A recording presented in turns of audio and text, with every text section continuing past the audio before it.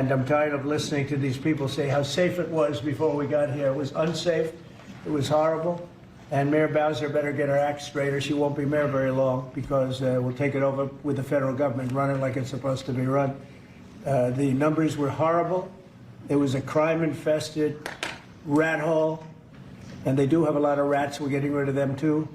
And we've made a lot of progress. And it was extremely unsafe, and now it's extremely safe.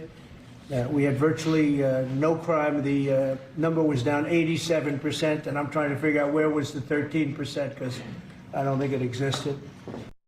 We have to talk about the anti-Trump D.C. mayor, Muriel Bowser. And at first, she had a huge problem with federal intervention, and she tried to claim that crime in D.C. was improving. But the reality is that crime was at an all-time high even before the pandemic. And she pushed the mainstream media narrative that D.C. didn't need help, that everything was under control. But the people of D.C. know the truth. And now she's surrendering. And she's finally admitting that Trump's intervention has helped.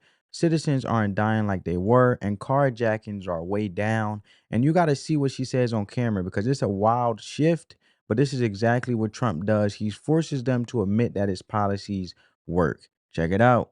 Greatly appreciate the surge of officers that enhance what MPD has been able to do in this city. The most significant thing that we are highlighting today is the area of crime that was most troubling for us in 2023. Now, we have driven it down over the last years, but I'm going to get my glasses so I can make sure I can see it correctly.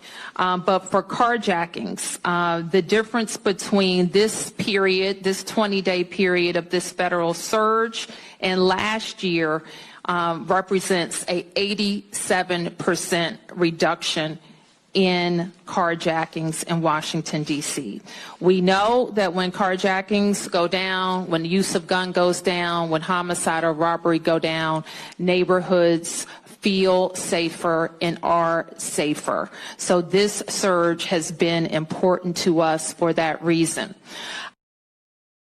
All right.